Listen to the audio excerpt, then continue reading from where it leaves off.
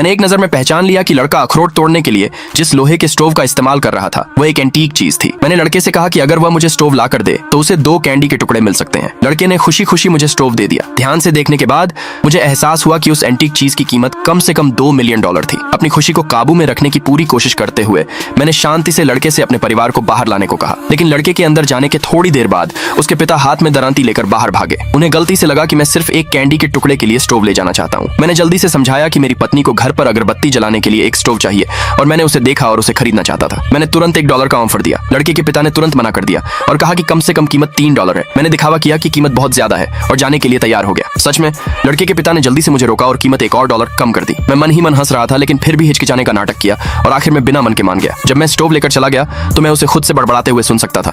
उसे लग रहा था कि उसने अच्छी डील की है। जब मैं लोहे का स्टोव एंटीक शॉप पर ले गया तो मैंने उसे सीधे $3 मिलियन में बेच दिया। अगले दिन अपने पड़ोसी से मिलने गया तो मैंने देखा कि वह जो कुछ कबाड़ बेचने की सोच रहा था वो असल में एंटीक था। मैंने तुरंत झूठ बोला और कहा कि मुझे घर पर कुछ फूलदान चाहिए, लेकिन मेरा लालची पड़ोसी उन्हें अलग से बेचने को तैयार नहीं था। मुझे कबाड़ का पूरा ढेर खरीदना पड़ा, ये देखने के लिए कि क्या कोई और एंटीक है।